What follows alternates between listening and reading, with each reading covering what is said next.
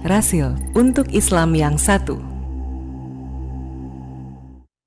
Bismillahirrahmanirrahim. Assalamualaikum warahmatullahi wabarakatuh. Allahumma Waalaikumsalam. sholli ala sayyidina Muhammad wa ala sayyidina Muhammad. Alhamdulillah kita berjumpa lagi hari ini seperti biasa Radio Silaturahim dan Rasil TV melalui YouTube kembali menghadirkan acara Dialog Pagi bersama Ustadz Husain Altas dan Ustadz Heri Nurdi. Kali ini kita akan mengambil tema Indonesia Negeri Kaum Beriman. Alhamdulillah Ustadz Husain sudah hadir di sini, Ustadz Heri juga. Acara ini akan dimulai dengan pembacaan surat Al-Fatihah. A'udzu billahi minasy syaithanir rajim.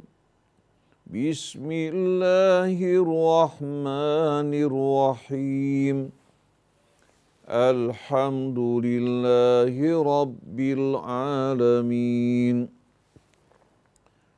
Ar-Rahmanir Rahim. Maliki yaumiddin.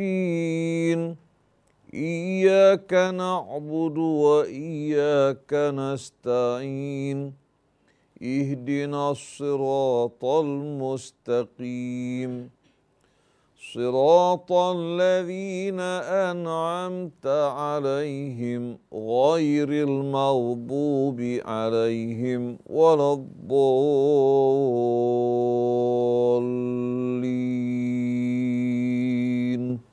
Baik, sebagai pengantar kami persilakan Ustadz Heri Nurdi, Indonesia Negeri Kaum Beriman. Tafadhol Ustadz Heri Nurdi. Terima kasih Mas Kisna, Ustadz Husain, Kang Atep dan seluruh sahabat yang mendengarkan Rasil. Assalamualaikum warahmatullahi wabarakatuh.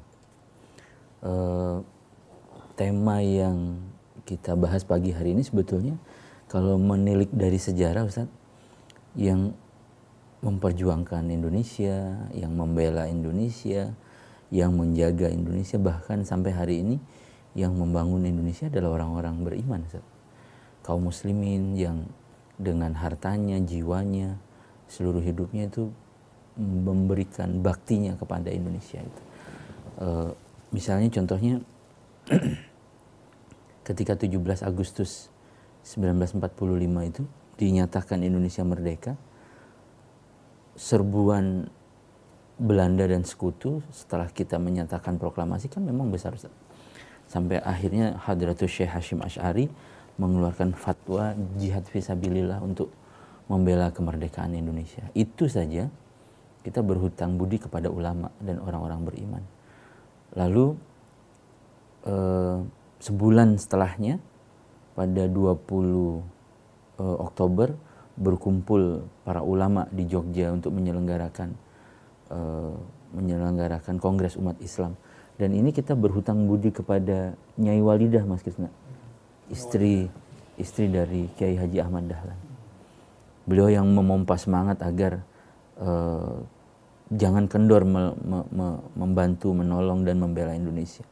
Baru kemudian pecahlah peristiwa 10 November Ustadz di Surabaya. Itu pun yang menggerakkan adalah tokoh-tokoh seperti Kiai Haji Mas Mansur, Kiai Haji Wahab Hasbullah, dan juga Hadratus Syekh Hashim Asy'ari yang sebagai panglima komandonya. Yang kita kenal adalah Bung Tomo yang kemudian menjadi Kapten Indonesia. Nah, sekarang ini kan yang kita kenal cuma Kapten Amerika Mas. Kapten Indonesia Bung Tomo. Ijazah yang diberikan Syekh Hashim Asy'ari kepada Bung Tomo adalah setiap kamu siaran tutuplah dengan takbir. Maka digelorakan takbir itu dalam semua siarannya Bung Tomo, sehingga santri dan kiai itu menjaga Surabaya sampai pecahlah perang 10 November itu. Nanti dilanjutkan lagi oleh seorang santri dan guru mengaji dari Karangnongko namanya Jenderal Sudirman, guru Madrasah Sanawiyah Muhammadiyah, yang kemudian melakukan gerilya ketika semuanya sudah ditangkap Belanda. Ketika Bung Karno bahkan menyerahkan diri. Dari rentetan rangkaian peristiwa ini, hutang Indonesia kepada umat Islam sebetulnya nggak terbayar, Ustaz. Dan juga tidak bisa ditakar Begitu pula sumbangsi rakyat Aceh Masya Allah, tabarakallah. dalam membeli pesawat Mengumpulkan pertama kan, dana. emasnya, hartanya, semuanya. Ibu-ibu mengumpulkan harta dan perhiasannya. Lalu jadilah sebuah negeri yang bernama Indonesia. Para sultan, raja-raja menggabungkan diri. Sultan Hamengkubuwono III itu ditawari oleh Belanda jabatan wali Jawa, Mas. Yang mengasuh seluruh Jawa mulai dari Banten sampai Madura. Tapi Hamengkubuwono mengatakan, aku pengen Indonesia bersatu. Aku letakkan kesultananku demi bergabung bersama Indonesia. Karena itu beliau memilih menjadi Menteri Pertahanan. Jadi Ustaz, Indonesia ini sebetulnya adalah negeri orang-orang beriman, Ustaz. Dan perlu dijaga, dimerdekakan dan dibela oleh orang-orang beriman. Semangat apa yang harus kita jaga dalam konteks hari ini, Ustaz? A'udzu billahi minasyaitonir rajim. Bismillahirrahmanirrahim. Alhamdulillahi rabbil alamin. Allahumma salli wa sallim wa barik ala abdika wa rasulika sayyidina Muhammadin wa alihi wa sahbihi wa sallim. Subhanaka la ilma lana illa ma 'allamtana innaka antal alimul hakim.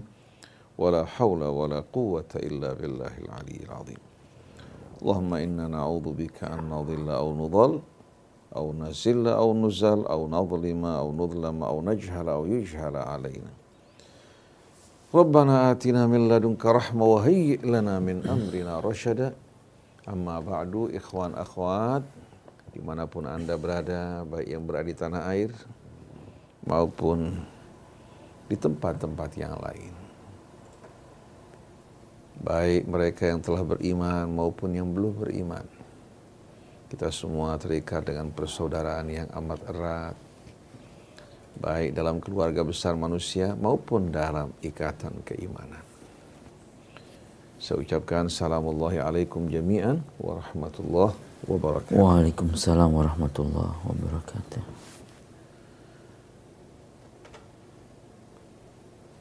Perjuangan yang telah dilakukan oleh pejuang-pejuang bangsa kita hingga melahirkan kemerdekaan negeri ini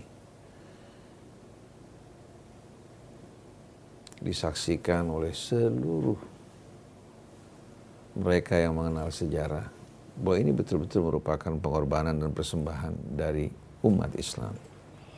Ulama-ulama Islam yang bekerja sama dengan umat yang beriman, yang berjuang untuk menghadapi penjajahan Belanda. Begitu pula upaya sekutu yang berupaya untuk masuk kembali ke tanah air kita setelah Jepang mengalami kekalahan. Kita lihat peran ulama yang begitu besar. Mereka mengorbankan yang paling berharga dari milik mereka, bahkan nyawa mereka. Dan mereka merasa pengorbanan demi membela tanah air mereka ini, mengusir para penjajah, membebaskan bangsa kita dari berbagai macam penindasan, menegakkan keadilan hingga setiap anak bangsa dapat menikmati hak-hak mereka secara penuh. Tidak lagi ada penjajahan. Mereka merasa bahwa ini merupakan pengorbanan yang amat besar yang mereka persembahkan dengan mengharapkan ridha Allah, bukan mengharapkan sebutan nama atau mereka dikenal sebagai pahlawan walaupun nama mereka tidak disebutkan. Tapi apa yang mereka persembahkan tidak dapat dibandingkan dengan mereka yang disebutkan namanya, bahkan ditanam dan dikuburkan di taman-taman pahlawan.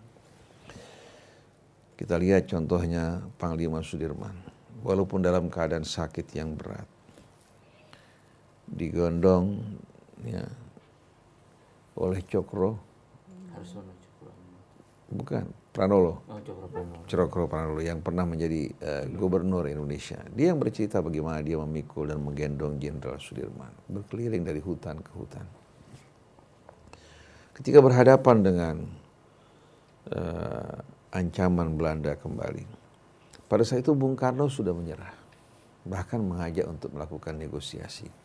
Tapi Panglima Sudirman mengumumkan bahwa dia dan bangsa Indonesia tidak siap untuk menerima penjajahan kembali. Dengan perjuangan orang seperti Panglima Sudirman, dan rakyat yang penuh kesetiaan, mengharapkan ridha Allah. Semangat tersebut semangat yang tidak pernah padam. Bukan semangat kebangsaan semata, lalu disebutkan sebagai pahlawan, tapi semangat yang lebih besar, mengharapkan apa yang di sisi Allah, mengharapkan keselamatan di hari akhir. Ini yang betul-betul mesti ditanamkan di hati anak bangsa kita. Kalau semangat keimanan kepada Allah, kepada hari akhir, betul-betul terdapat dalam sanubari, kita akan terus menyala dan tidak akan pernah padam. Tidak akan frustasi karena menjumpai kekalahan. Tidak akan bangga pada saat meraih kemenangan. Karena betul-betul mereka ini bukan mengutamakan kehidupan dunia. Tapi kehidupan dunia dan perjuangan yang merupakan lahan bagi mereka untuk memetik hasilnya di hari akhir. Oleh karena itu tidak ada kesempatan bagi frustasi atau rasa bangga. Tapi yang mereka harapkan adalah keselamatan di hari akhir, keridhaan Allah Subhanahu wa Ta'ala. Nah, kalau hal ini tertanam dalam jiwa kita, insya Allah akan dapat membentengi kita dari berbagai macam penyimpangan. Baik sebagai rakyat, baik sebagai pejabat, baik sebagai aparat TNI atau kepolisian, kalau di hati masing-masing terdapat keimanan kepada Allah, kepada hari akhir, dan merasakan pengawasan Allah, niscaya kita akan dapat membenahi bangsa kita, membangun negeri kita, dan orang tidak akan lagi melakukan perbuatan khianat karena mereka merasa mata Allah Subhanahu wa Ta'ala terus mengawasi mereka. Dua malaikat di kanan kiri mereka selalu mencatat apa yang mereka perbuat. Nah, dari sejarah perjuangan bangsa kita, baik pada masa Belanda masih menjajah negeri kita, bahkan sebelumnya ketika Portugis berupaya untuk menjajah negeri kita, sebagaimana sebelumnya telah berhasil untuk menjajah Filipina. Kita saksikan bagaimana perjuangan dari umat Islam ketika tampil Falatihan atau Fatahillah. Fatahillah artinya bantuan, pertolongan, dan kemenangan yang datang dari Allah, yang diperjuangkan oleh pahlawan-pahlawan bangsa kita. Dan kita saksikan bagaimana peran Wali Songo sebelumnya. Walaupun menyedihkan sekali, sejarah Wali Songo hampir dikatakan tidak lagi diingat dan dikenang. Seolah-olah ini hanya merupakan apa? Merupakan kisah fiksi dan mitos. Orang lebih kenal Tunggul Ametung, Ken Arok, Ken Dedes, Gajah Mada. Padahal kita tahu Tunggul Ametung ini kapan? Jauh sebelum apa? Singosari. Sebelum Singosari. Kita lihat bagaimana orang lebih mengenal mereka. Sampai kisah Ken Arok juga yang membunuh Tunggul Ametung, kemudian mengawini apa? Ken Dedes, kemudian anak dari Ken Dedes atau Tunggul Ametung yang melakukan pembalasan terhadap Ken Arok sampai kerisnya disebutkan. Tapi yang mengherankan, sejarah yang dekat dari kita, ternyata banyak fakta-fakta yang hilang, bahkan digantikan dengan data-data palsu. Dari sejarah faktual berubah menjadi sejarah opini, hingga orang tidak lagi mengenali leluhur mereka yang berjuang untuk bangsa dan negara ini. Dan masuknya Islam ke Indonesia dengan cara yang amat indah, dengan akhlak, dengan kekuatan logika. Kalau sebagai orang menuduh bahwa Islam berdiri di atas puing-puing Majapahit, ini nggak benar. Islam tidak melakukan kejahatan terhadap Majapahit. Tapi yang menjadi pejuang Islam, yang menegakkan pemerintahan Islam di Pulau Jawa ini, salah satu keturunan Majapahit. Itu Raden Fatah yang merupakan putra dari Brawijaya kelima Raja Majapahit yang terakhir. Bahkan bagaimana sikap hormatnya pada ayahnya. Bukan dia mengusir sang ayah untuk meninggalkan tahta, pergi ke Banyuwangi, kemudian menyeberang katanya ke Bali. Tapi sang ayah yang melihat bahwa lingkungannya semua sudah berubah, memilih kebenaran, memilih Islam, meninggalkan tradisi, kebiasaan-kebiasaan sebelumnya. Jadi Islam datang ke Indonesia dengan sikap yang amat indah, membawa kelembutan, bukan mengobarkan peperangan. Justru peperangan dikobarkan menghadapi para penjajah untuk membela kehormatan bangsa ini. Dengan kekuatan logika, dengan akhlak, dan karomah yang Allah tunjukkan pada para pejuang, membuat bangsa kita berbondong-bondong masuk ke dalam Islam. Dan setiap perjuangan menghadapi musuh-musuh bangsa maupun negara, umat Islam yang tampil ke depan. Pada saat menghadapi PKI, kita saksikan bagaimana umat Islam yang turun berhadapan dengan bahaya dan ancaman komunisme. Dan siapa yang dibantai oleh PKI?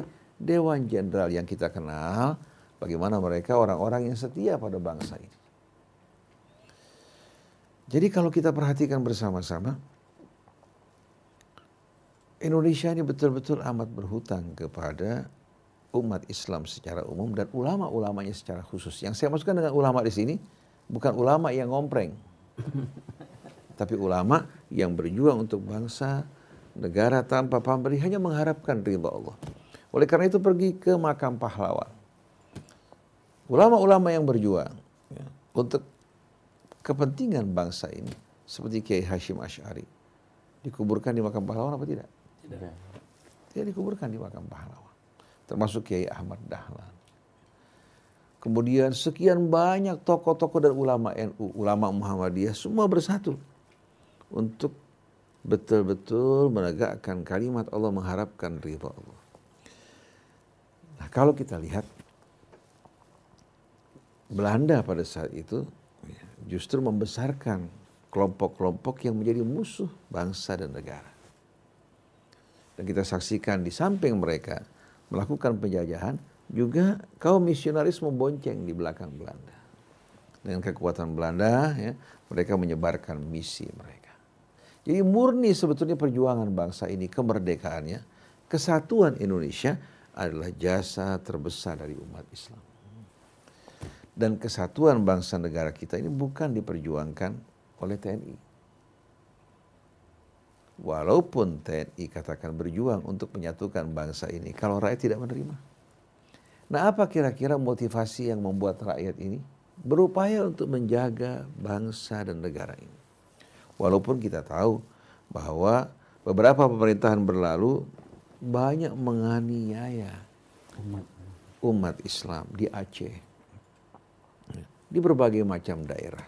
Kekayaan Aceh ya, dikuras, sedangkan kesejahteraan rakyat Aceh, begitu pula kotanya, tidak diperdulikan sama sekali. Kekayaan gas yang melimpah dari Aceh.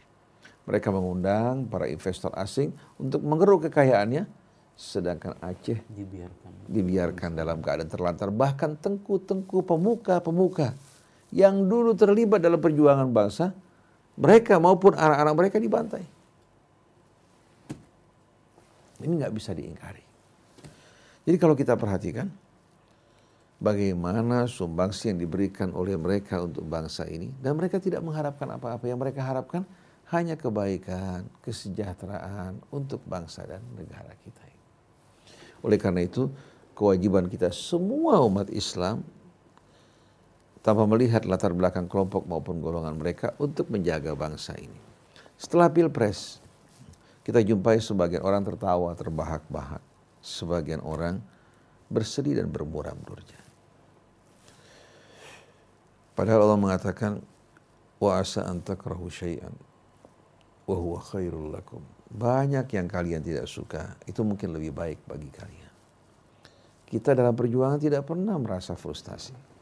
Saya mengajak baik pendukung 01 maupun 02 untuk betul-betul memfokuskan perhatian mereka dalam menjaga bangsa dan negara ini. Dengan mengharapkan ridha Allah, baru pertolongan Allah akan datang. Yang katakan menang, jangan tertawa terbahak-bahak, karena kemenangan bukan kemenangan mereka. Kemenangan mereka baru kalau bangsa ini betul-betul apa? Dalam keadaan baik, rakyatnya dalam keadaan sejahtera, bersatu, kemudian hak-hak mereka dilindungi, kekayaan bangsa ini ya betul-betul kembali untuk kepentingan rakyat sebagaimana yang tercatat dalam Undang-Undang Dasar. Lapangan pekerjaan diberikan untuk pribumi lebih utama sebelum orang-orang asing. Kita menggunakan atau minta bantuan pihak asing pada apa-apa yang tidak kita mampu. Tapi apa yang mampu ditangani oleh pribumi, oleh bangsa kita, seharusnya apa? Seharusnya mereka yang berhak untuk apa? Untuk mendapatkan lapangan pekerjaan tersebut. Tapi hal-hal yang tidak mampu ditangani oleh kita, kita bisa bekerja sama dengan pihak luar.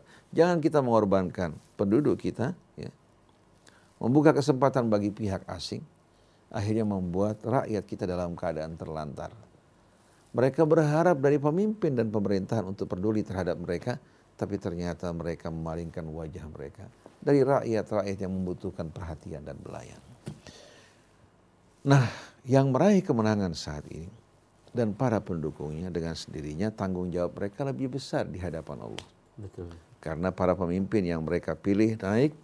Oleh karena itu, kalau para pemimpin melakukan penyimpangan, kalau para pemimpin melakukan perbuatan-perbuatan yang tidak benar, merugikan bangsa negara, atau menjerumuskan bangsa negara ke dalam betul-betul petaka, maka mereka yang mendukung memilih bertanggung jawab paling besar di hadapan Allah. Adapun 02 katakan yang tidak dimenangkan pada saat ini, baik dengan cara benar atau dengan cara tidak benar, tidak penting bagi kita. Harus tetap berjuang untuk bangsa ini walaupun mereka tidak dulu di pemerintahan. Mereka terus melakukan amar ma'ruf, mengajak umat untuk kembali kepada kebenaran, membela hak-hak rakyat, memperjuangkan kedaulatan bangsa ini. Jangan pernah bosan untuk memberikan peringatan, baik mereka yang di atas maupun kepada rakyat, untuk memberikan pendidikan kepada mereka. Jangan lagi menyibukkan diri mereka dengan pertentangan, perpecahan, atau kata-kata yang bersifat bully, yang menimbulkan kebencian. Oleh karena itu saya sedih sekali. Bukan karena kemenangan 01, kekalahan 02. Yang saya sedih, ternyata umat Islam, bahkan dari kalangan yang berpendidikan, mereka sampai saat ini belum dewasa, persis seperti anak-anak. Saling membuli satu dengan lain dengan kata-kata yang kotor, yang menimbulkan kebencian, yang akan mencerai-beraikan mereka pada saat mereka dibutuhkan untuk bersatu. Karena sakit hati, mereka lebih suka berpihak pada musuh daripada saudara mereka. Oleh karena itu, saya ingatkan kepada para pendukung 01, bahwa kalian orang yang paling bertanggung jawab di hadapan Allah. Bila pemerintah yang terpilih, yang memerintah negeri ini melakukan penyimpangan, kesalahan, atau perbuatan-perbuatan yang merugikan bangsa negara, maka kalian akan menerima andil dan saham. Kalau pemimpin-pemimpin yang kalian pilih menegakkan keadilan, kebenaran, berjuang untuk bangsa negara, kalian akan mendapatkan juga saham kebaikan. Tapi kita tahu bahwasannya syaitan tidak akan pernah lengah, tidak akan pernah tidur. Dia akan berusaha betul-betul untuk melontarkan bisikan-bisikan ini seperti yang dilakukan pada kakek dan nenek kita. Hingga Allah mengatakan, ya bani Adam, la yaftinannakumus syaitan kama akhraja abawaikum minal jannah. Wahai bani Adam, jangan kalian biarkan syaitan menjerumuskan kalian, menyesatkan kalian, sebagaimana yang dilakukan pada ayah ibu kalian ketika mengeluarkan mereka dari surga. Oleh karena itu syaitan tidak akan berdiam. Syaitan akan terus berupaya untuk memasukkan bisikannya ke dalam hati-hati kita semua, termasuk para pemimpin. Pada saat mereka di bawah, mereka merendah. Pada saat mereka butuh, mereka mendekat. Tapi pada saat mereka berkuasa, syaitan seringkali meniupkan ke dalam hati mereka keangkuhan, kesombongan, dan menisbatkan kesuksesan semua kepada mereka. Padahal kita tahu bahwa bangsa kita ini baru dapat dibangun dengan kebersamaan dan kesatuan. Dan rahmat pertolongan Allah baru akan datang pada kita di saat kita betul-betul melakukan semua ini dengan mengharapkan ridha Allah Subhanahu wa taala. Oleh karena itu Pilpres telah berlalu. Hasilnya yang kita lihat pada saat ini, baik kita terima maupun tidak terima, tidak penting bagi kita. Yang penting kita mengajak dua kubu bersama-sama untuk melakukan amar ma'ruf nahi mungkar, membebaskan tanggung jawab kita di hadapan Allah Subhanahu wa taala. Saya teringat kepada panglima perang kaum muslimin ketika Sayyidina Umar mencopot dirinya. Karena Sayyidina Umar memperhatikan ada penyimpangan pada panglima tersebut. Ketika dia dicopot, dia tetap berjuang. Dia mengatakan, saya berjuang bukan karena Umar, saya berjuang karena Allah Subhanahu wa taala. Oleh karena itu, perjuangan tidak harus kita berada pada posisi memegang kendali, ya, menentukan kebijakan. Dimanapun kita berada, kita mampu untuk berjuang. Lahan perjuangan begitu luas. Jangan kita persempit dengan rasa frustasi. Tapi kita mampu untuk bekerja sesuai dengan kemampuan kita. Dan Allah akan melihat amal kita. Wa qul i'malu fasayarallahu amalakum wa rasuluh. Beramalah kalian, Allah akan melihat amal kalian dan Rasul. Jadi jangan kita frustasi, kehilangan semangat, lalu kita menutup diri kita, tidak peduli acuh tak acuh terhadap apa? Terhadap persoalan bangsa kita. Karena di masa akan datang kita akan menghadapi cobaan-cobaan yang berat, tantangan-tantangan yang sulit, dan bisa mengundang bencana. Yang akan selamat dari bencana dan azab Allah hanya orang-orang yang beramar ma'ruf, bernahi mungkar, menjalankan kewajiban mereka. Jadi kita berharap dengan iman kepada Allah dan hari akhir, kita berusaha untuk membangkitkan semangat yang berapi-api yang tak pernah padam di hati bangsa negara kita, agar mereka betul-betul menjaga negeri ini. Kalau negeri ini bercerai-berai, pecah, menjadi negara-negara kecil yang lemah, maka kita pada saat itu menyesal, dan penyesalan tidak berguna. Dan tidak akan mungkin kembali lagi, Ustaz. Betul. Saya pernah baca dokumen, Ustaz, tentang nasihat-nasihat yang diberikan Kiai Haji Ahmad Dahlan kepada murid-muridnya. Kiai Haji Ahmad Dahlan ini mendirikan Muhammadiyah awal-awal didukung oleh kurang lebih 14 anak muda muridnya. Dan dari 14 ini 7 orang nakal semua, Ustaz. Top nakalnya. Nanti ada Kiai Haji Fahrudin, Kiai Haji Hidayat yang kemudian menjadi Ki Bagus Hadikusuma, itu semua murid dari Kiai Haji Ahmad Dahlan. Dalam satu rangkaian gitu, Kiai Haji Ahmad Dahlan menyampaikan begini, Ustaz. Semua manusia ini akan mati kecuali orang yang berilmu. Dan orang-orang yang berilmu ini akan bingung kecuali orang-orang yang beramal. Dan orang-orang yang beramal ini akan gelisah dan khawatir kecuali orang-orang yang hatinya ikhlas dan bersih. Nah, itu diajarkan oleh Kiai Haji Ahmad Dahlan dalam bentuk amar ma'ruf nahi mungkar yang bernama Lembaga Muhammadiyah itu. Muhammadiyah itu bukan organisasi yang mengajak orang untuk berkelompok, berfanatik kepada sekte, tapi mengajak meneladani Rasulullah. Betul. Dan sumbangsi Muhammadiyah itulah yang kemudian hari ini kita nikmati, Ustaz. Mungkin ratusan ribu sekolah di seluruh Indonesia. Di Bekasi saja, kami beberapa waktu lalu ketemu dengan Kepala Dinas Bekasi. Di Bekasi itu hanya ada 450 sekian SMP, Ustaz. Nggak sampai 500. Dan SMP yang dibangun oleh pemerintah jumlahnya tidak sampai 50, Ustaz. Selebihnya swasta. Pemerintah ini harus menyadari diri bahwa dia tidak mampu melakukan semuanya, Ustaz. Dia butuh stakeholder yang dibantu oleh semua orang, termasuk umat Islam, apalagi umat Islam. Nah, yang seperti yang Ustaz sampaikan tadi bahwa ketika menang, justru saat itulah pertanggungjawaban paling besarnya. Betul. Alhamdulillah, katakan kita dibebaskan, kita katakan memilih 02. Tidak berhasil, kita dibebaskan dari tanggung jawab yang besar. Mungkin di saat 02 pemerintah melakukan perbuatan-perbuatan yang bisa membuat beban kita berat di hadapan Allah Subhanahu wa taala. Orang yang beriman selalu mengatakan alhamdulillah ala kulli hal wa fi kulli hal, tapi tetap terus beramal, mengajak kepada yang baik, mengingatkan umat untuk kembali kepada Allah. Dan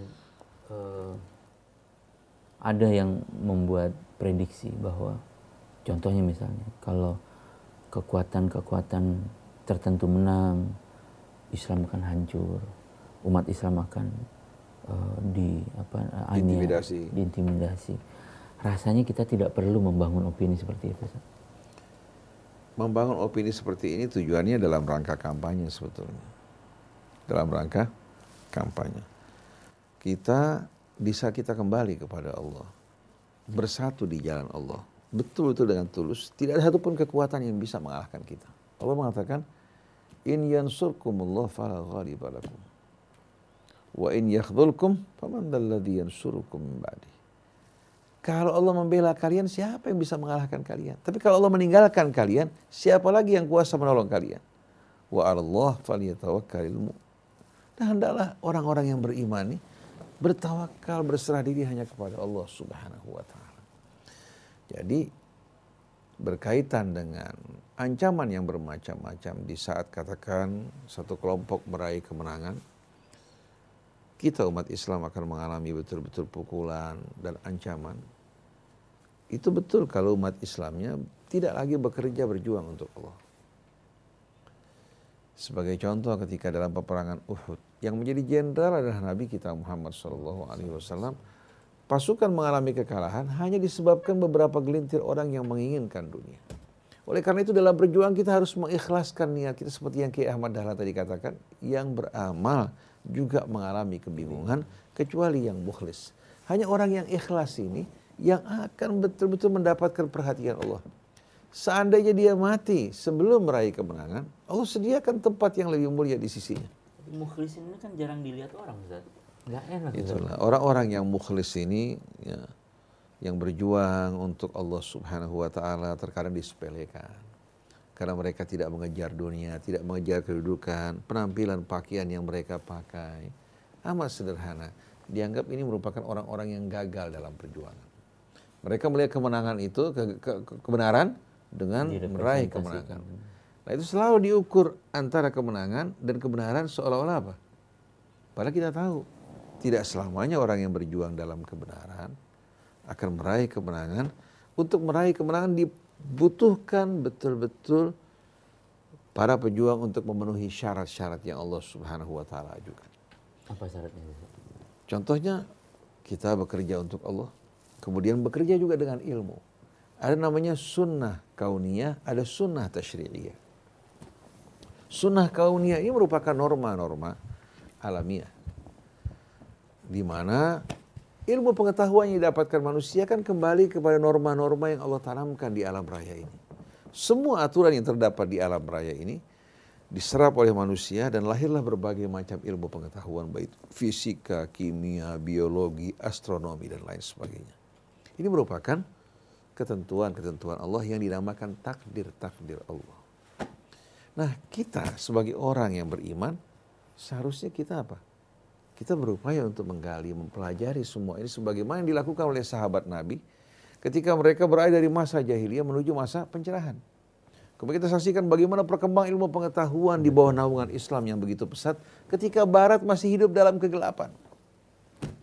Barat masih belum mengenal angka 0 yang melahirkan perkembangan dalam ilmu pengetahuan yang luar biasa. Karena itu kalau kita belajar angka Latin itu kan pusing banget, Ustaz. X, M, Iya. I, C. Kita menulis katakan 100 juta aja kita bingung kan, pakai huruf balok kan. Tapi dengan bantuan angka 0, titik atau angka 0 ya, yang diprakarsai oleh umat Islam dan ulamanya, manusia dengan mudah untuk menghitung angka. Karena perhitungan angka ini melahirkan perkembangan yang luar biasa. Baik dalam bidang astronomi, dalam bidang fisika, dalam bidang kimia. Kalau kita harus mempergunakan hitungan klasik Romawi, kita bisa bayangkan apa kemajuan yang akan dicapai oleh manusia. Jadi kita saksikan ulama-ulama Islam yang menyadari bahwa alam raya diatur oleh Allah dengan hukum-hukum yang begitu sempurna. Mereka melakukan pendekatan yang betul-betul apa? Pendekatan yang betul-betul penuh dengan rasa hormat kepada hukum-hukum tersebut. Mereka pelajari, maka lahirlah berbagai macam ilmu pengetahuan seperti yang ditemukan oleh Ibnu Sina, Ibn Rushd, Ibn Nabata. Dari penemuan-penemuan yang memberikan sumbangsi untuk ilmu pengetahuan sebelum lahir Einstein dan teman-teman. Ustaz, saya pengen dapat motivasi nih Ustaz pagi ini. Kan konsentrasi kita ini pada dunia struktural, politik, kekuasaan terlalu besar, Ustaz. Betul. Sampai-sampai yang Ustaz sebutkan tadi, tidak muncul lagi Ibnu Sina, tidak muncul lagi Ibnu Rushd, tidak muncul lagi Ibnu Battuta. Ladang-ladang dakwah dan ladang amal di fisika, kimia, teknologi, kita mengalami kemunduran karena konsentrasi kita ada di satu tempat, Ustaz. Inilah perbedaan kita dan Iran. Kalau saya sebutkan Iran, langsung konotasinya apa? Sensitif banget. Kita harus betul-betul bisa membuka hati kita terhadap perkembangan satu bangsa. Saya bukan mengajak bangsa ini menjadi Syiah. Dan saya tidak ingin mengajak orang menjadi Syiah. Atau menjadi Sunnah. Menjadi Muslim. Bagaimana Iran berkembang setelah masa Syah. Ya. betul-betul mengalami kemajuan dalam bidang ilmu pengetahuan. Hingga membuat Amerika sendiri berkali-kali mengancam Iran, tapi akhirnya apa? Mencabut ancaman tersebut, termasuk serangan terakhir. Karena kemajuan Iran setelah masa-masa pemboikotan yang begitu lama dalam bidang ilmu pengetahuan yang membuat mereka mampu apa? Bersaing dengan bangsa-bangsa yang besar. Oleh karena itu kewajiban umat Islam untuk betul-betul memperdalam ilmu pengetahuan, karena ilmu pengetahuan ini sebetulnya merupakan hukum-hukum yang Allah letakkan di alam raya. Nah, di samping norma alamiah, kita juga harus terikat dengan norma tasyri'iyah. Kalau norma-norma alamiah ini terdapat di alam, termasuk dalam tubuh kita, dijalankan oleh Allah secara otomatis, kita hanya berupaya apa? Untuk mempelajarinya, kemudian bagaimana menggunakan hukum-hukum tersebut untuk kemajuan kita. Kalau orang ingin terbang tanpa mempelajari hukum-hukum, ya, baik itu gravitasinya, kemudian ya, tanpa mempelajari, tidak mungkin terbang hanya dengan bismillahirrahmanirrahim. Bukan kekuatan bismillah itu lemah, tapi Allah tidak ingin bismillah ditempatkan yang bukan pada tempatnya.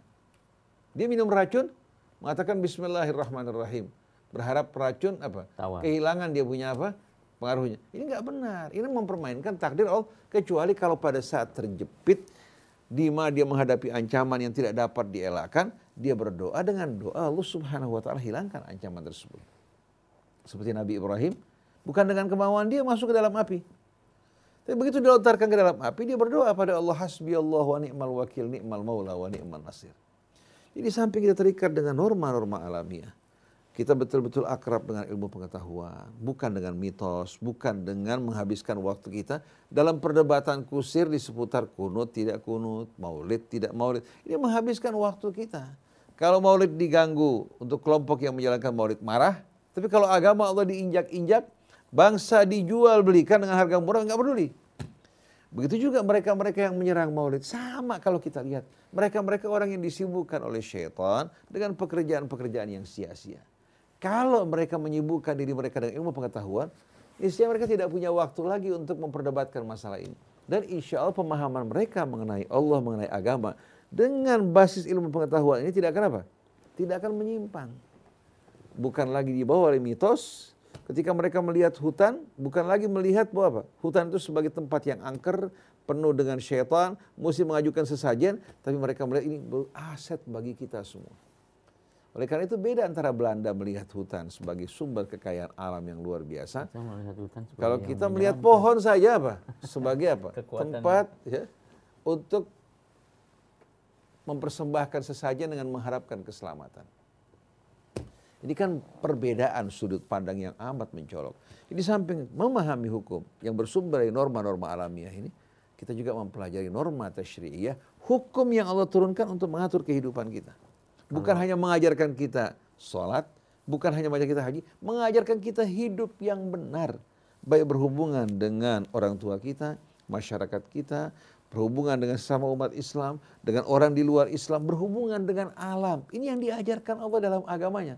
Maka ayat-ayat Al-Quran sebahagian besar bicara mengenai alam. Jadi agak susah, misalnya kita ke Laut Selatan, melihat gelombang yang lebih besar daripada Laut Utara. Yang dilihat itu adalah kekuatan mistik Ratu Kidul dengan semua pasukannya. Tapi kalau ada orang yang beriman dan berilmu, dia akan melihat gelombang angin dan matahari ini, dia akan menjadi renewable energy. Betul. Dan uniknya, di Samudra Beach Hotel di Pelabuhan Ratu, ya, mereka betul-betul apa? Amat takut dengan apa? Krakatau, bukan dengan tingkat. Mereka menyebutkan urutan hotel itu. Ya. Mereka takut dengan urutan apa? Kemudian ada kamar yang mereka kosongkan untuk Nyi Roro Kidul. Kemudian mereka mempersembahkan juga sesajen, ya, persembahan-persembahan untuk Nyi Roro Kidul. Sebagian umat Islam mengatakan ini bentuk sebetulnya apa? Bentuk harmonisme. Ya. Di mana semua alam memiliki jiwa, orang yang mempersembahkan sesuatu untuk lautan, itu menggambarkan apa? Menggambarkan bahwa kita mengakui kehidupan yang terdapat di lautan. Ini semua sebetulnya merupakan apa? Merupakan hal yang tidak benar. Allah sediakan sapi, kerbau untuk kita makan, bukan dipersembahkan ke lautan. Bahkan Allah sediakan hewan-hewan laut untuk kepentingan kita semuanya.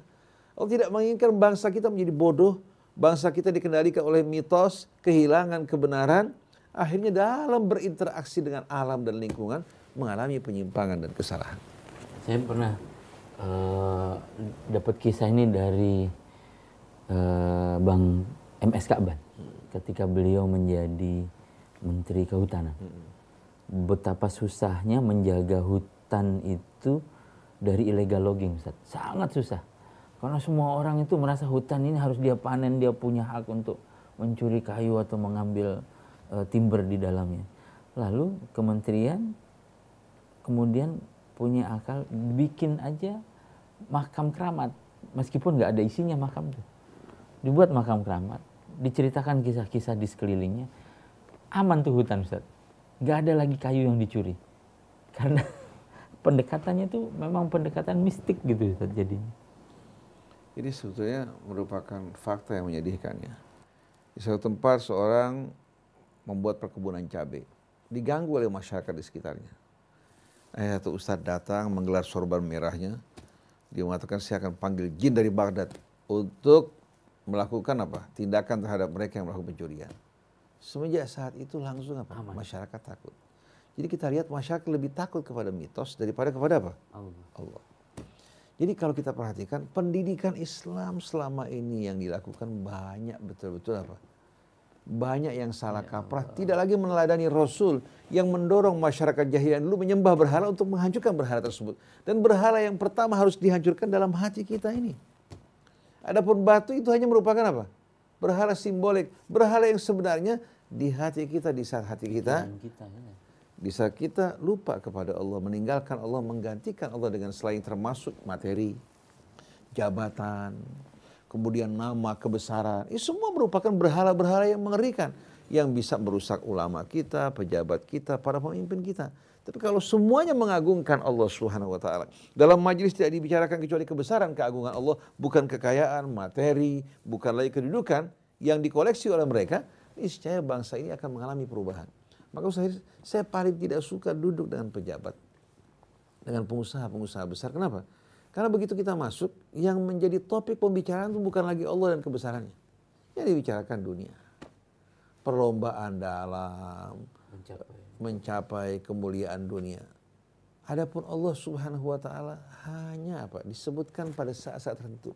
Kalau acara perkawinan, ayat Al-Quran dibacakan. Khutbah nikah sesaat, setelah itu mereka langsung hanyut bersama dunia mereka. Beriforia, lupa bahwa mereka sebagai khalifah-khalifah Allah di atas muka bumi. Jadi kalau umat Islam Ustaz Heri terikat dengan norma syariat yang Allah turunkan untuk mengatur, memelihara kehidupan kita. Mencakup seluruh aspek kehidupan kita, terikat dengan norma alamiah, berkembang dalam ilmu pengetahuan, dan hati kita betul-betul dipenuhi dengan keimanan kepada Allah dan hari akhir, niscaya bangsa ini akan mengalami perubahan. Ustaz, mohon izin, Ustaz, ada autokritik gitu, yang kadang-kadang saya pikirin juga, Ustaz. Kita ini, jangan kita lah, saya lah. Kadang-kadang saya ini beribadah itu untuk kenikmatan pribadi, Ustaz. Berinfak untuk ngasih orang itu biar saya ngerasa bahagia. Beribadah supaya saya ngerasa juga tenang. Jadi saya ini mendekati agama untuk kenikmatan diri sendiri, Ustaz. Keterapan pribadi. Kalau posisi kita itu pada level ini gimana, Ustaz? Level ini merupakan level yang baik, tapi belum sempurna. Karena di samping seorang harus mendidik dirinya menjadi orang yang saleh, Allah menginginkan dirinya menjadi seorang muslih yang melakukan perbaikan. Di mana apa yang dicintai untuk dirinya, dia ingin orang lain juga turut menikmati. Allah mengatakan walladzina yumassikuna bil kitab wa aqamus shalah inna la nudhi'u ajral muslihin. Orang yang berpegang kepada Alkitab, mereka mendirikan salat, ya. Allah tidak akan menyia-nyiakan orang-orang yang melakukan perbaikan. Orang yang paling mulia di mata Allah adalah orang-orang yang saleh, kemudian berjuang untuk melakukan perbaikan. Maka misi para nabi yang ditinggalkan untuk kita bukan hanya menjadi orang saleh, tapi bagaimana kita juga bisa mengajak orang lain menikmati apa yang kita nikmati dari hidayah petunjuk Allah. Nah, inilah merupakan kewajiban umat Islam yang tidak dapat dipisahkan, itu amar ma'ruf nahi munkar dan beriman pada Allah. Kuntum khaira ummatin Ukhrijat linnas ta'muruna bil ma'ruf wa tanhauna 'anil munkar wa tu'minuna billah. Apa yang membuat Nabi bersabar menghadapi cacian, cemoohan, bahkan sikap yang menyakitkan, termasuk penganiayaan secara fisik, yang membuat dia bersabar menghadapi semua ini? Pertama, mengharapkan yang di sisi Allah, dan dia ingin umat-umat ini betul-betul keluar dari kejahiliahan, kembali kepada kebenaran, kembali kepada Tuhan mereka. Kalau bukan karena mengharapkan yang lebih besar dari sisi Allah Subhanahu wa taala, ngapain mereka bercapek-capek berletih lelah untuk mengajak mereka? Cukup mereka menyibukkan ini dengan ibadah, berzikir kepada Allah Subhanahu wa taala. Yang menarik, Said Qutb rahimahullah dalam Fi Dhilalil Quran, ketika menafsirkan surat Al-Ikhlas, dia mengatakan, ketika Allah menempatkan makhluknya di muka bumi sebagai khalifah, Allah tidak menginginkan makhluk ini seperti malaikat.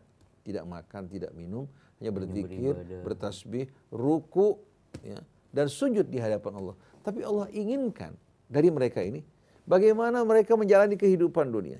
Mereka berusaha, mereka juga katakan memimpin dan memerintah, tapi tetap ingat pada Allah Subhanahu wa taala. Yang menjadi pedagang tidak lupa pada Allah. Yang menjadi pejabat tidak lupa pada Allah. Yang menjadi wakil rakyat tidak lupa pada Allah. Yang menjadi aparat TNI kepolisian tidak lupa pada Allah. Nah, kalau mereka hanya sibuk di rumah ibadah tanpa menghadapi tantangan kehidupan, cobaan mereka lebih ringan. Tapi kalau mereka bergelut dalam bidang perdagangan, mereka menjadi aparat negara, mereka juga menjadi pengusaha. Nah, pada saat itu kan syaitan akan memperalat apa? Kecintaan mereka, atau melalui pekerjaan profesi yang mereka kerjakan untuk menggelincirkan mereka hingga pedagang berkhianat, berdusta, membakar harta manusia dengan cara yang batil, pejabat menyalahgunakan jabatannya. Kemudian syaitan membisikkan, keluarkan sebahagian untuk membantu para ulama, masjid, kemudian juga peringatan hari besar Islam. Kan cara-cara yang unik kan? Oleh karena itu, kalau Allah menginginkan manusia hidup seperti malaikat, meninggalkan kehidupan dunia mereka, Allah tidak perlu tempatkan manusia. Perbanyak aja malaikat seperti yang dikatakan malaikat ketika Allah mengabarkan bahwa Allah akan menempatkan makhluk di muka bumi sebagai khalifah. Qalu ataj'alu fiha may yufsidu fiha wa yasfikud dima wa nahnu nusabbihu bihamdika wa nuqaddisu lak. Seolah malaikat protes, kenapa kamu tempatkan makhluk yang berpotensi merusak, menumpahkan darah, membunuh, sedangkan kami ini nggak pernah sama sekali melanggar ya perintahmu, selalu bertasbih padamu, kenapa bukan kami saja yang kamu tempatkan? Allah mengatakan, inni a'lamu ma la ta'lamun, karena Allah menginginkan jenis makhluk yang lain diberikan syahwat, diberikan akal, kemudian juga menerima bimbingan petunjuk dari Allah, tapi punya kebebasan untuk menjalankan petunjuk Allah atau meninggalkan. Nah, orang-orang yang taat dengan cobaan ini, orang-orang yang mukhlis, yang berjuang, beda kedudukannya dengan orang-orang yang tidak mengalami ujian seperti ini. Oleh karena itu malaikat-malaikat suci yang dimuliakan Allah, Allah tidak sebutkan bahwa mereka akan mendiami surga. Allah sebutkan enggak? Justru malaikat yang menyambut orang-orang yang beriman. Betul enggak? Kenapa? Karena malaikat tidak mengalami ujian yang sama. Dengan kesucian, kebersihan hidup mereka, tidak pernah melanggar perintah Allah, tidak pernah melanggar larangan Allah. Konsekuensinya tidak seperti itu. Iya. Oleh karena itu kalau iblis datang mengajak malaikat pergi ke diskotik, ke bar, atau katakan mengambil uang negara, malaikat tidak akan apa?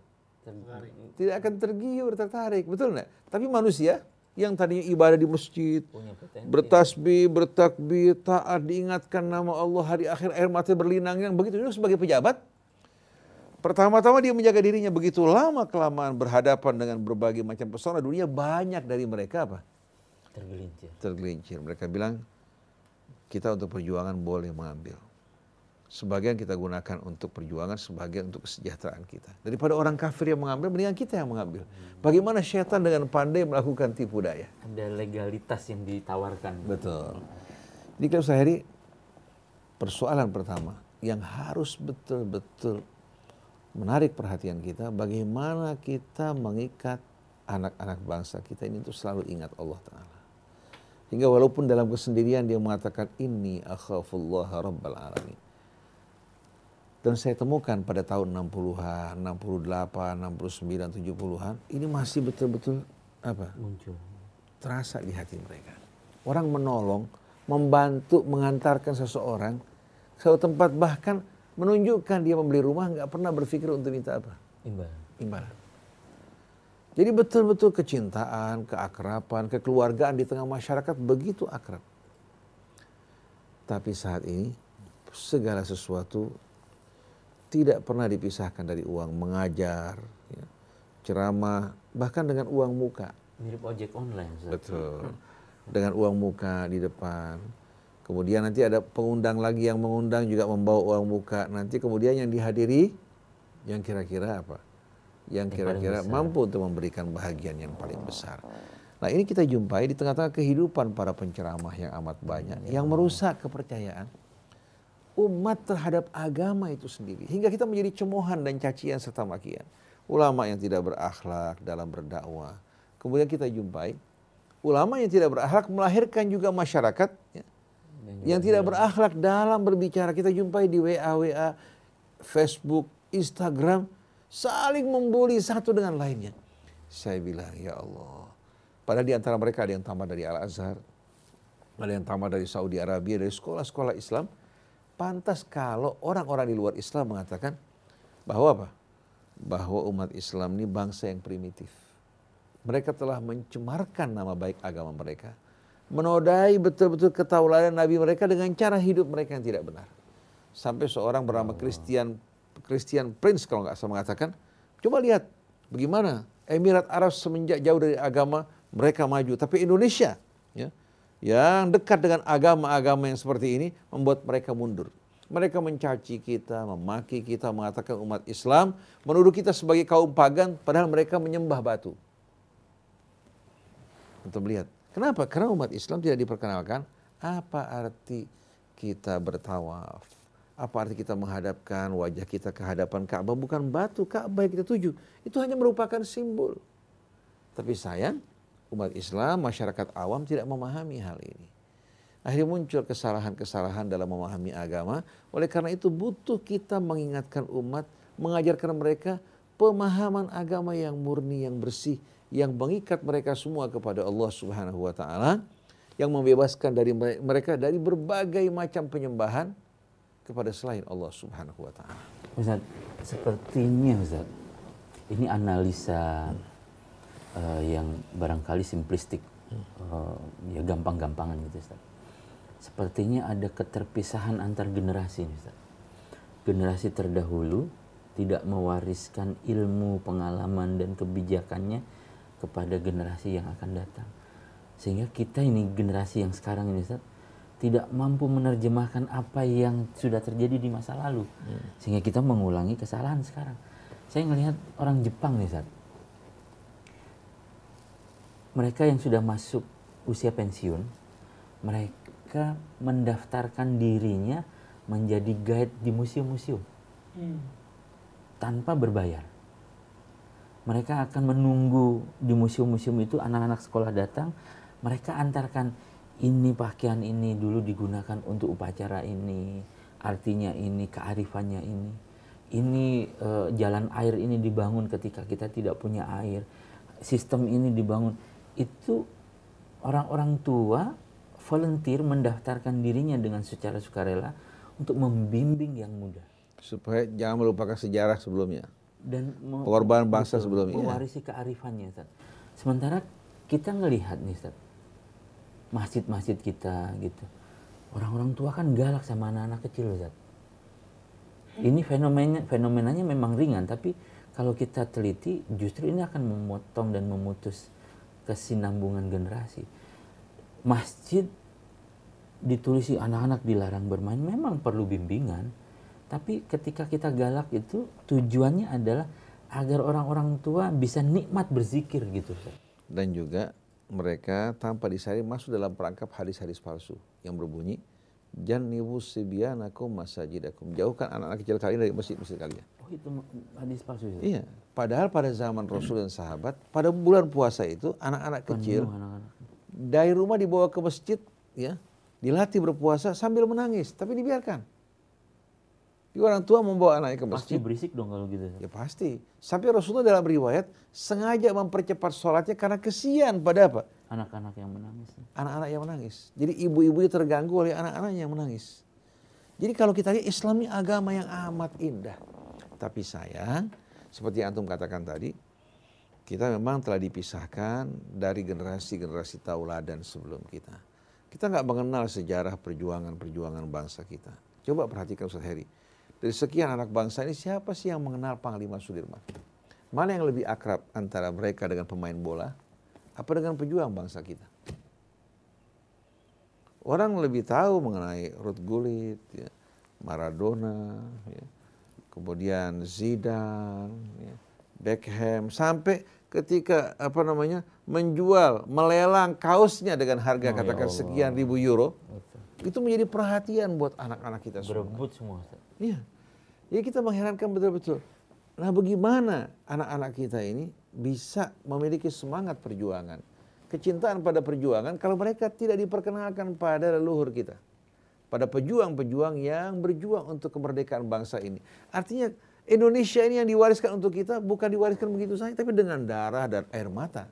Oleh karena itu, rasa memiliki, rasa tanggung jawab hilang di hati kita untuk menjaga keutuhan bangsa kita ini, karena kita nggak merasakan betul-betul apa? Derita, kesedihan, pengorbanan yang dilakukan oleh orang-orang terdahulu. Ustaz Heri, kalau kita perhatikan,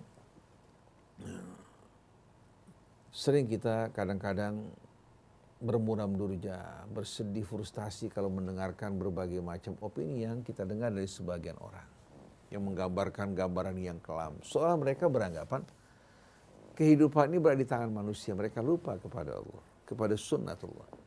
Kalau kita bacakan, katakan Ustaz Heri, ayat 17 dari surah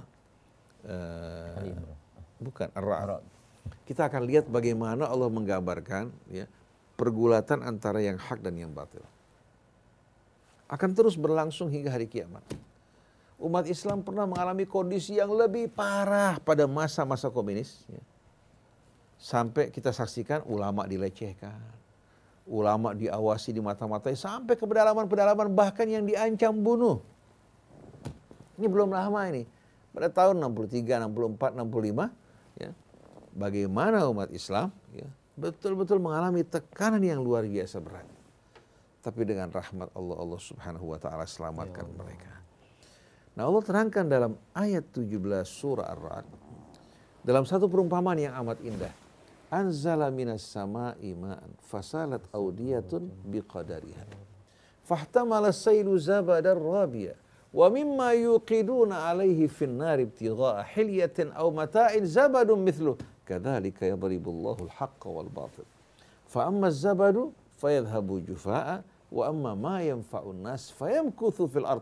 Kadzalika yadribullahu al-amthal. Ini perumpamaan yang amat indah. Allah menurunkan butiran-butiran air hujan, ya, dari langit. Begitu air tersebut, ya, turun di lembah, di lereng-lereng, kita saksikan bagaimana air tersebut apa? Deras. Ketika turun dalam keadaan deras, karena gesekan air, ya, yang bergesekan satu dengan lainnya, melahirkan apa? Buih-buih. Seperti gelombang di tepi pantai, kita saksikan bagaimana dari gesekan, ya, temukan buih-buih yang bermunculan. Jadi bagaimana hujan yang turun dari langit ketika melintasi lereng-lereng, melintasi lembah-lembah, berjalan dengan cepat dan deras, maka lahirlah buih-buih. Begitu juga logam-logam yang dibakar dan dipanaskan, baik itu besi, perak, emas, dan lainnya. Sewaktu dipanaskan, tidak lama keluar buih dalam jumlah besar. Mungkin emas 2-3 gram, tapi buih yang keluar apa? Buih yang keluar begitu banyak pada saat panas. Lalu Allah katakan, kadzalika yadribullahu al-haqqa wal batil. Dari perumpamaan ini demikian Allah memberikan contoh tentang hak dan batil. Fa amma zabadu fayadhhabu jufa. Adapun buih, zabat ini buih, dia akan berlalu begitu saja. Pada saat panas dia muncul, pada saat gesekan dia muncul, tapi tidak lama kemudian dia akan berlalu dan tidak akan mendapatkan perhatian. Walaupun berember-ember buih, tidak akan lebih berharga dari satu gelas air. Karena buihnya menguap hilang. Ya, fa'amma zabadu fayadhhabu jufa wa amma ma yanfa'un nas fayamkuthu fil ard. Allah tetapkan yang bermanfaat bagi manusia akan tetap di muka bumi. Kadzalika yadribullahu al-amthal. Demikianlah Allah memberikan perumpamaan bagi kita. Jadi pergulatan di antara yang hak dan batil akan terus berlangsung. Ada saatnya buih-buih bermunculan di permukaan, akan tiba saatnya buih akan berlalu dan kebenaran akan tampil. Nah kita, Ustadz Heri, terang-terangan secara jujur ya. Kalau orang bertanya kenapa umat Islam dalam perjuangan mereka menemukan kegagalan demi kegagalan. Jangan salahkan Allah.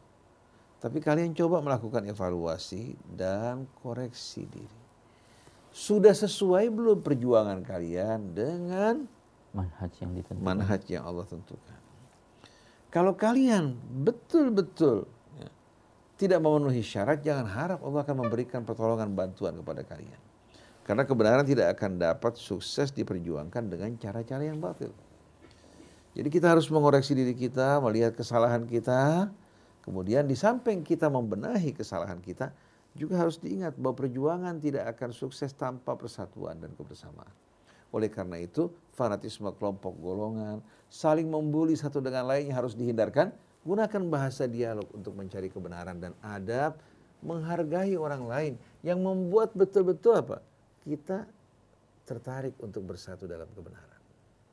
Nah, kalau bangsa kita dulu rela meninggalkan posisi mereka, pejabat-pejabat, raja-raja meninggalkan posisi mereka demi kesatuan Indonesia pada saat itu, kita bertanya, apa kira-kira yang menjadi motivasi?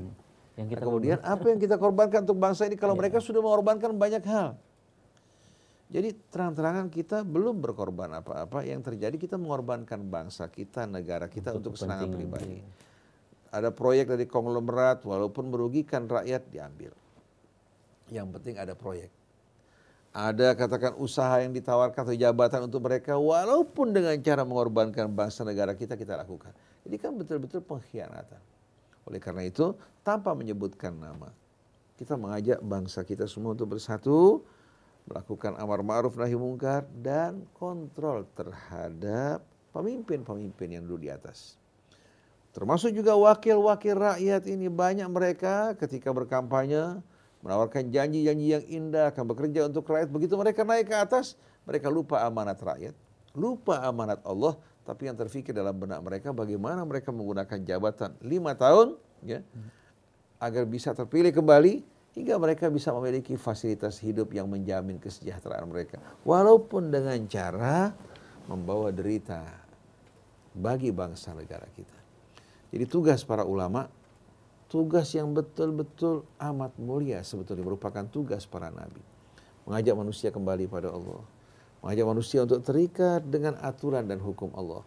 Mempelajari juga ilmu pengetahuan untuk kemajuan kita, bukan untuk menunjukkan kebesaran diri kita. Profesor, doktor, atau seorang saintis terkemuka, bangga dengan nama-nama ini. Seharusnya dengan ilmu mereka semakin merendah, mendidik anak bangsa kita untuk lebih maju. Ini enggak.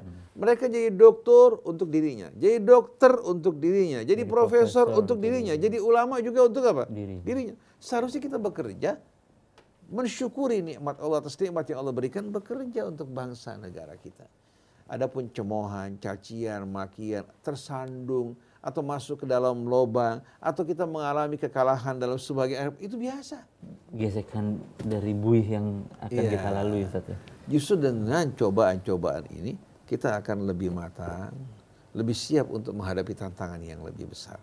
Jadi, katakan 02 mengalami kekalahan, ini sebetulnya patut menjadi pelajaran peringatan dan juga mendorong kita untuk bekerja lebih baik lagi, dan kita bersyukur bahwa Allah Subhanahu wa taala belum memberikan kepercayaan dalam kondisi kita masih belum benar, masih belum baik. Baik, Ustaz, saya ingin mengulangi pertanyaan ini. Pertanyaannya bukan untuk Ustaz Husain atau Mas Krisna, tapi pertanyaannya untuk seluruh pendengar, kaum muslimin, saudara, ikhwan dan akhwat. Allah ini sudah memberikan banyak sekali anugerah rahmat dan pertolongan pada kita. Begitu juga Rasulullah melalui risalah yang diajarkan, sunnah-sunnah yang kita ikuti, telah memberikan kebahagiaan dan tujuan hidup untuk kita. Begitu juga Islam yang jalannya kita tempuh dan manhajnya kita lalui ini telah memberikan tujuan hidup untuk kita. Pertanyaannya nih, ikhwan akhwat para sahabat yang dirahmati Allah, yang sudah kita lakukan untuk Islam apa ya? Jangan Islam disalahkan terus ya. Jangan Islam disalahkan selalu. Allah disalahkan. Kenapa Allah nggak menangkan umat Islam? Kenapa Islam kok gagal? Padahal yang gagal kita yang tidak mempersembahkan sesuatu untuk Islam. apa yang sudah kita korbankan untuk Islam, apa yang sudah kita lakukan untuk Islam. Itu pertanyaan yang saya titipkan kepada seluruh pendengar, Mas Kesna. Baik Ustaz Heri dan Ustaz Husain Alatas, demikian tadi acara Dialog Pagi bersama Ustaz Husain Alatas dan Ustaz Heri Nuri. Bagus sekali ya, Alhamdulillah. Baik, kita akan jumpa lagi pada Dialog Pagi Selasa depan. Saya Muhammad Krisna, Kang Atep dan Fahri. Mohon pamit, wabillahi taufiq wal hidayah. Wassalamualaikum warahmatullahi wabarakatuh.